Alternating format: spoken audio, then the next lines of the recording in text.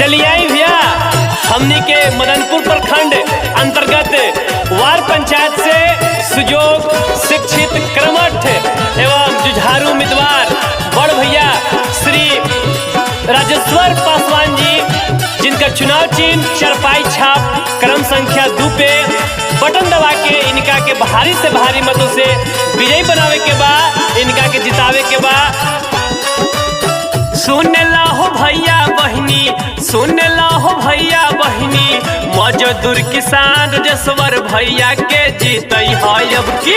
दिह तू ध्यान राजेश्वर भैया के जीतई है अब की। दिह तू ध्यान चरपाई छाप दबई है बटन। सुन लाहो भैया बहिनी, सुन लाहो भैया बहिनी, मजदूर किसान चरपाई छाप दबई है बटन। दिह तू ध्यान राजेश्वर भैया के जीतई है अब की।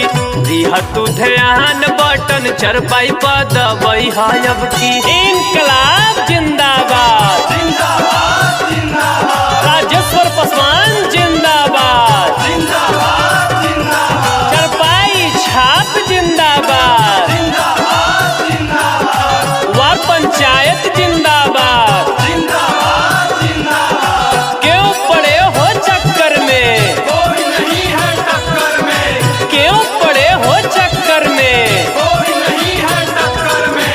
जीतेंगे भाई जीतेंगे, राजेश्वर भैया जीतेंगे। चरपाई छाप जिंदाबाद, जिंदाबाद जिंदाबाद, राजेश्वर भैया जिंदाबाद, जिंदाबाद जिंदाबाद, वार्ड पंचायत जिंदाबाद। जिंदाबाद जिंदाबाद,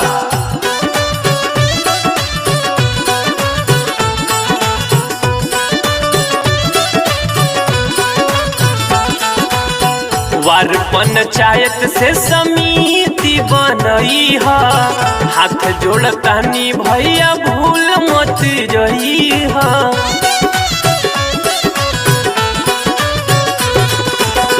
वार्ड पंचायत से समिति बनई है, हाथ जोड़तानी भैया भूल मत जई है।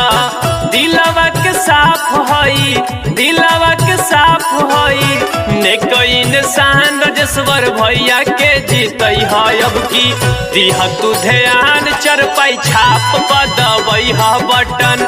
दिह तू ध्यान राजेश्वर भैया के जीतई है अब की। क्यों पड़े हो चक्कर में, कोई नहीं है टक्कर में, क्यों पड़े हो चक्कर में, कोई नहीं है टक्कर में। जीतेंगे भाई जीतेंगे, राजेश्वर भैया जीतेंगे। चरपाई छाप जिंदाबाद, जिंदाबाद जिंदाबाद, राजेश्वर भैया जिंदाबाद, जिंदाबाद जिंदाबाद, वार्ड पंचायत जिंदाबाद। जिंदाबाद जिंदाबाद, पंचायत में अपना तू काम कर वही है, सबका के सरकारी फंड दिला वही है।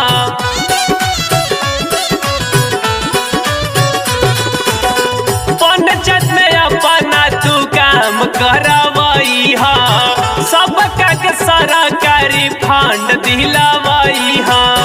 पूरा करी है वादा जवन, पूरा करी है वादा जवन, देवेले जुबान राजेश्वर भैया के जीतई है अब की।